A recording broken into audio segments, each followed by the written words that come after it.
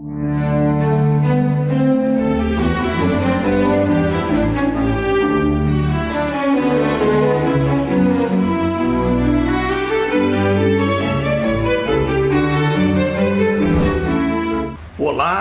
as Olimpíadas Rio 2016 foram, sem dúvida, o grande feito nacional e internacional do Brasil, não só do ponto de vista esportivo, mas sobretudo político, social e econômico. Então este será o tema principal do nosso café na política desta semana aqui na TV Cidade Livre de Brasília, TV Com DF, canal 12 da NET. Nós também vamos abordar alguns vídeos de colegas blogueiros e também meus próprios, que eu envio semanalmente, às vezes 2 vezes por semana, para a internet através do YouTube. Um desses vídeos é de Paulo Henrique Amorim, que aborda a questão com muita propriedade, sobretudo a partir da visão que ele teve quando cobriu as Olimpíadas lá de Londres em 2012, lá na Inglaterra. E finalmente nós vamos abordar 2 questões, uma importantíssima, que é esta do impeachment e da situação aqui no Brasil, dessa opinião pública anestesiada e manietada, que não pode fazer nada e vê esse impeachment como quase que consumado. Já na Argentina, não. Na Argentina ocorre justamente o contrário. O governo, que foi eleito democraticamente, mas que governa muito discricionariamente, de Maurício Macri, resolveu baixar um tarifaço de até 10.000% no preço da luz, da água e outros serviços básicos, principalmente do gás. O que aconteceu? A justiça, que estava mancomunada com esse governo, foi obrigada a derrubar, a revogar este tarifaço.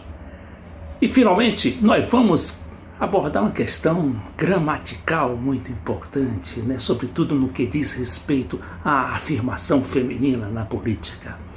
A nova presidenta do Supremo Tribunal Federal, Carmen Lúcia, não quer ser chamada de presidenta, mas sim de presidente. Por quê? Nós vamos ver aqui no Café na Política, inclusive com um parecer de um gramático nacionalmente reconhecido, Pasquale Cipro Neto. Vamos lá. Nós vamos então começar com o blog Conversa Afiada do Paulo Henrique Amorim, homem brilhante de televisão que cobriu as Olimpíadas lá de 2012 na Inglaterra, famosa Olimpíada de Londres. E ele mostra como foi a devastação que antecedeu aquele acontecimento. A população praticamente abandonou a cidade e deixou as Olimpíadas só para os turistas. E nem por isso a mídia de Londres, ou a mídia internacional, sabotou tanto as Olimpíadas como aconteceu aqui no Brasil. Logo depois de ter sabotado a Copa do Mundo e até provocado, eu diria, aquela derrota terrível que o Brasil sofreu para a Alemanha. Então, Paulo Henrique. Eu participei da cobertura da Olimpíada Londres 2012 pela Rede Record. A contagem regressiva está quase no fim. Faltam menos de 3 dias para você assistir a maior Olimpíada da história. Aqui, dentro do Parque Olímpico, milhares de atletas vão testar os limites do ser humano. E vinha o Pão de Açúcar apresentar a cobertura da Rio 2016. Londres talvez seja uma das cidades mais bonitas do mundo, feitas pela mão do homem. O Rio é a cidade mais bonita do mundo, feita pela mão de alguém mais sábio que o homem. Para fazer a apresentação da cobertura de Londres, 1 ano antes eu fui lá e visitei o bairro de Croydon, um subúrbio de Londres. E assisti a uma devastação. Saques, incêndios, prédios destruídos e uma população revoltada, porque um morador tinha sido assassinado por um policial. 2 dias antes do início da Olimpíada de Londres, a empresa terceirizada que ia fazer a segurança dos estádios e do centro de imprensa entrou em greve e teve que ser substituída na correria por soldados e soldadas das Forças Armadas. Os moradores de Londres não confiaram na eficiência do sistema de transporte público e foram embora da cidade. Londres ficou deserta, só havia os turistas. Os militares à paisana tiveram que encher os estádios. A Associação dos Proprietários de Restaurantes, que estavam vazios, e a Associação dos Motoristas de Táxi imploraram: por favor, voltem a Londres, precisamos trabalhar. E para desespero do PIG e seus colonistas com O, a Rio 2016 enche o metrô, abarrota os restaurantes e os estádios lotados são uma festa. A Rio 2016 é espetacular.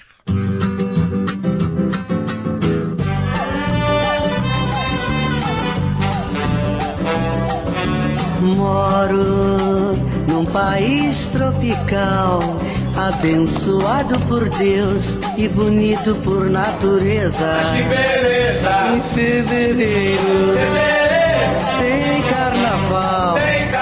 Eu tenho um fusca e um violão, sou flamengo, tenho uma nega chamada Teresa.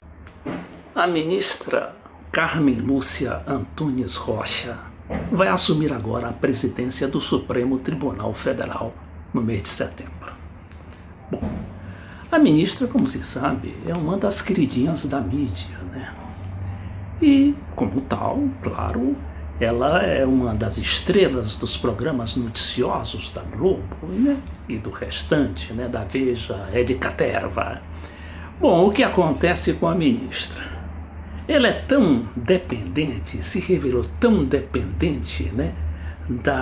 Do corte midiático, digamos assim, que ela cometeu o erro, inclusive gramatical, de dizer que não quer ser chamada de presidenta, mas sim de presidente. Ora, a gente sabe que o termo presidenta já está discricionarizado, ou seja, já está no dicionário desde 1939. Bom, mas isto não é a gente que fala, é um gramático, né? O gramático Pasquale Cipro Neto, que fez um artigo especial para a Folha de São Paulo, que nós vamos examinar daqui a pouco. Mas antes, a gente não pode deixar de mostrar a nossa indignação com essa dependência do Poder Judiciário à mídia. Sobretudo uma ministra, né? Quando se diz amante do português e resolve, por exemplo, querer ser chamada de presidente porque só a mídia que impõe os costumes, a mídia então decidiu, a mídia decretou, e a presidente do Supremo Tribunal Federal se submete a isso. Vamos a este vídeo que eu fiz especialmente sobre o caso da ministra Carmen Lúcia. A gente sabe que a ministra Carmen Lúcia, que vai assumir a presidência do Supremo em setembro, é uma estrela global. Agora, daí que ela vá submeter-se a uma impostura, a uma imposição da mídia de que o nome de presidente da República, quando mulher, se chama presidente e não presidenta. Aceitar isso é algo de muita sabugice.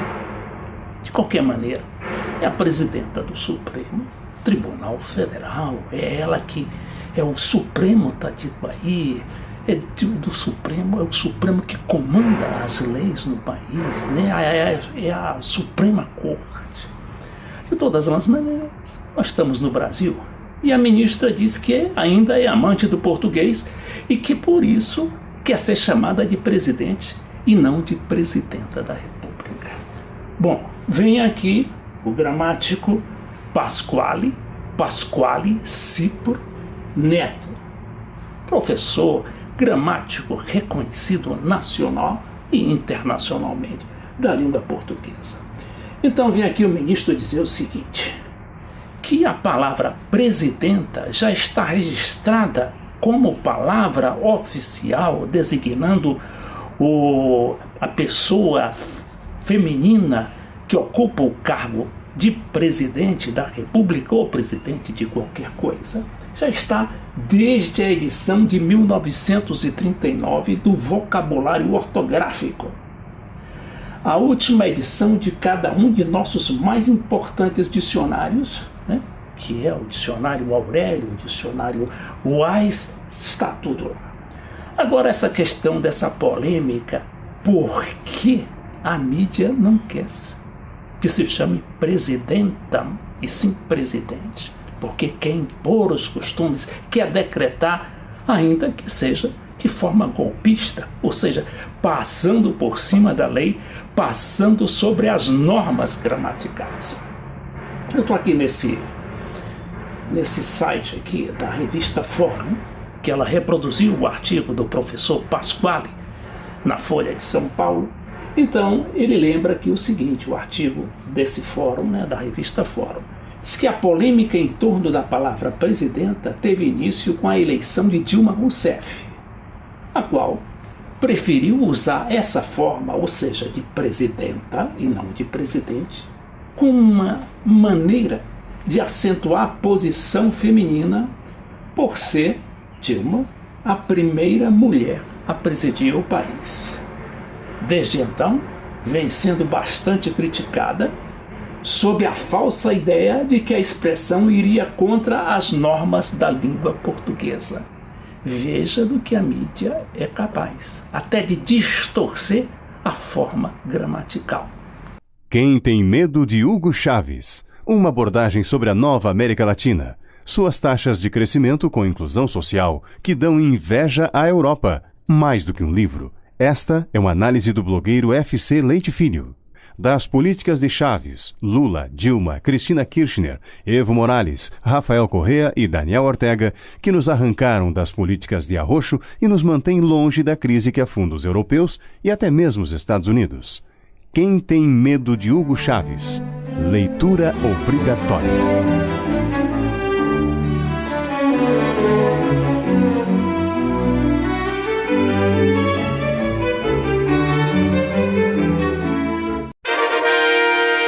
Desafios brasileiros na era dos gigantes. É um clássico de nossa literatura política. Seu autor, o embaixador Samuel Pinheiro Guimarães, focaliza cada um dos 12 capítulos do livro numa série de entrevistas ancoradas pelo jornalista Beto Almeida, TV Cidade Livre de Brasília, levando a você a informação que não chega pela mídia tradicional.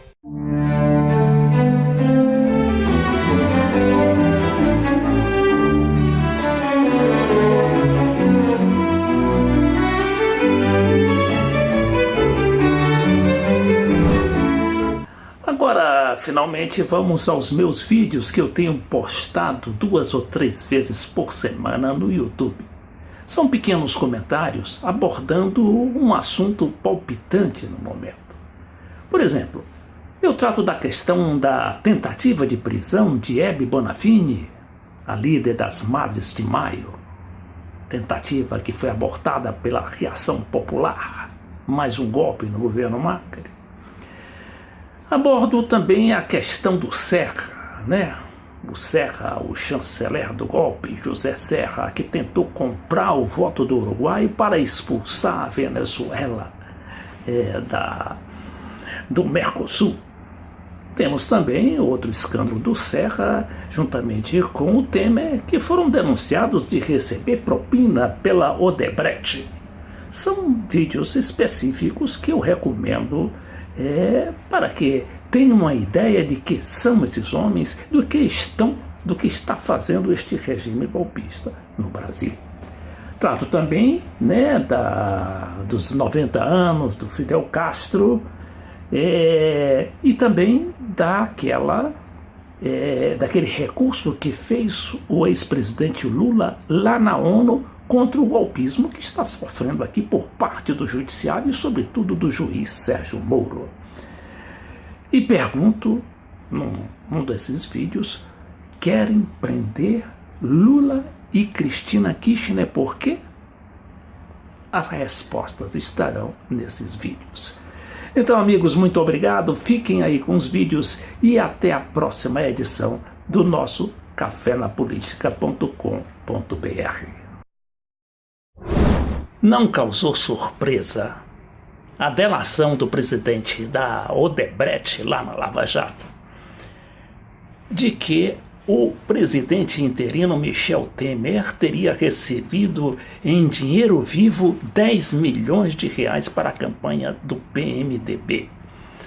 Agora, a gente sabe que o Temer está envolvido em outras falcatruas, aliás, muito graves. Inclusive é um homem inelegível, já declarado inelegível. Quer dizer, imagine um presidente inelegível, mas ninguém fala isso lá pelo Tribunal Eleitoral de São Paulo. Agora, o que realmente espantou foi essa denúncia contra o Serra, um cara tão metido a certinho, governador de São Paulo e tudo, nunca tinha aparecido nada contra ele. E segundo essa delação da Odebrecht, teria recebido 34 milhões de reais. O Serra desmentiu, disse que isso era coisa do partido, mas a gente vê aqui também uma apreciação que, a meu ver, é bem ponderada do líder do PT no Senado, o senador Humberto Costa. Que diz aqui o senador Humberto Costa?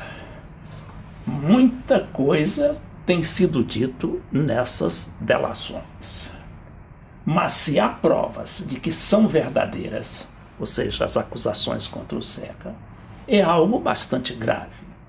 Não só contra o Serra, estão afastando a presidenta Dilma por causa de denúncias de decretos que assinou e por pedaladas fiscais. Há denúncias até mais graves, que envolvem o próprio presidente Temer, que teria feito acordos com uma empreiteira. A ser verdade, é muito grave. Agora, uma pequena pergunta que não quer calar. Valeu a pena todas essas passeadas, todos esses panelaços contra a Dilma? A Dilma, que ainda poderá ser salva, que será um pouco difícil, na votação final desse processo do impeachment. Pensemos bem nessa história. Uma vez golpista, sempre golpista.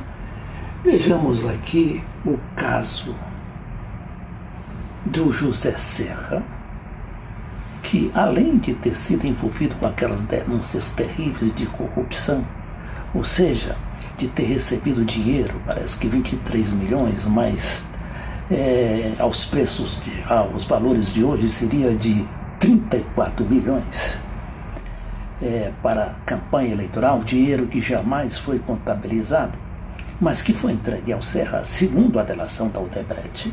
Vem agora a denúncia do Uruguai. Olha aqui.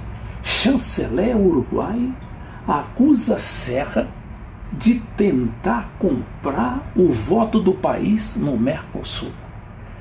A gente sabe que o Uruguai vetou, ou seja, se colocou contra aquele golpe que tentou dar o Serra para evitar que a Venezuela assumisse a presidência do Mercosul. Então, vamos aqui direto ao site do jornal El País, que denunciou, aliás, publicou um relato do ministro do Exterior, senhor Nino Noboa, sobre um encontro que teve com Serra, aliás, vários encontros, e as pressões que recebeu dele. Diz assim: governo diz que Brasil o molestou, ou seja, o constrangeu ao tentar comprar seu voto para isolar Maduro.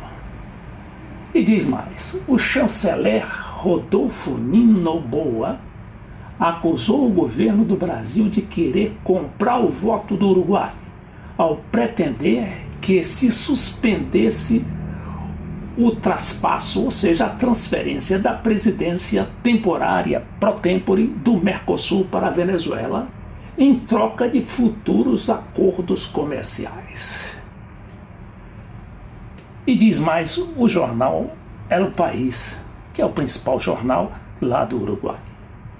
Nino Noboa deixou claro que o Uruguai entende que a Venezuela é o legítimo ocupante da presidência pro tempore. E, portanto, quando convoque a uma reunião, o governo uruguaio assistirá. Ou seja, se o Maduro convocar essa reunião, uma reunião que estava sendo tentada, que o Serra tentava esvaziar justamente para concretizar o seu golpe contra a presidência pro tempore da Venezuela.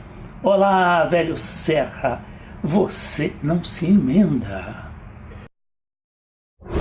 Enquanto no Brasil uma opinião pública anestesiada e maniatada pela mídia deixa o impeachment correr solto contra a presidenta constitucional Dilma Rousseff, na Argentina o povo bota abaixo o golpe de Macri. O golpe de Macri, sim, um governo eleito democraticamente, mas que impôs um tarifaço discricionariamente, um tarifaço de até 10.000%. O que aconteceu lá? O que aconteceu foi que o povo se levantou em várias cidades, em várias manifestações, e obrigou a justiça, também engajada no golpe de Macri, a revogar o tal tarifaço. Agora imagina que loucura é essa de tarifaço. Tarifaço é aumentar a energia, o gás, a luz e a água, serviços essenciais da população, garantidos universalmente em qualquer país pela ONU e por esses organismos internacionais. O que representaria isso? Imagine só uma casa, por exemplo, que pagava cerca de R$100 por mês, é obrigada a pagar R$1.000 por mês. E o que dizer das pequenas e médias empresas com uma média de R$3.000 por mês, por exemplo, é obrigada a pagar R$30.000 de uma hora para outra. Loucura total, mas que o povo se levantou e pôs abaixo. O regime midiático, policial, judicial de Maurício Macri na Argentina não conhece limites. E ontem mandou prender a Hebe Bonafini. Ora, Hebe Bonafini é a líder, a heroína da Praça de Maio, aquelas senhoras que se reuniam toda quinta-feira lá em Buenos Aires para protestar contra a ditadura militar e em seguida contra os governos neoliberais. E só porque ela está se levantando contra esses tarifaços e outras medidas discricionárias tomadas por Macri, ela está sendo agora acusada de um escândalo, daqueles escândalos que a gente conhece muito bem aqui no Brasil, e despertados por processos judiciais, midiáticos, etc. Então o que acontece com Hebe Bonafini? Simplesmente Hebe diz que eu não vou, que me prenda, eu não vou atender a uma intimação que tinham lhe mandado um desses juízes também que a gente bem conhece. O que fez então?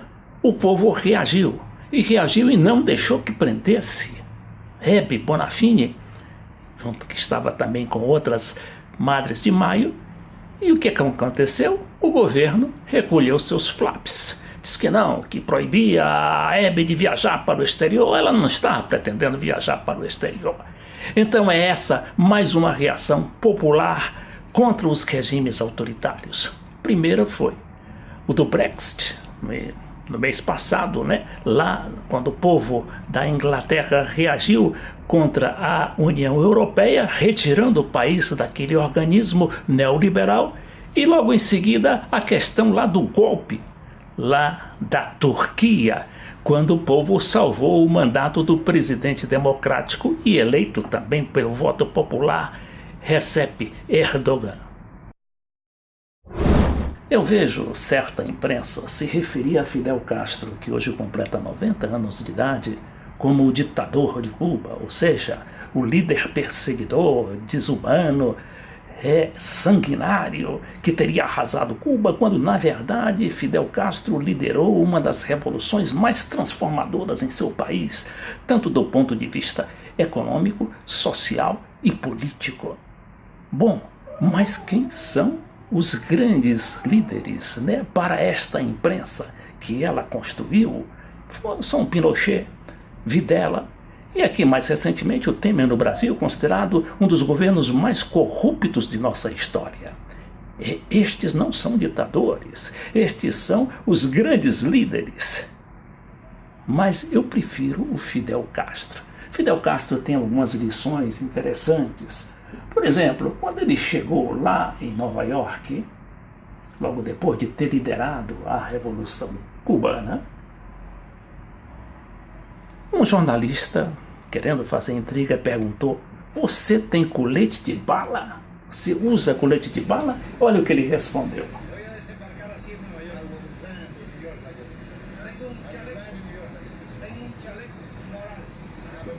Ele disse que não tem colete de bala, ele tem um colete moral, este sim que é forte.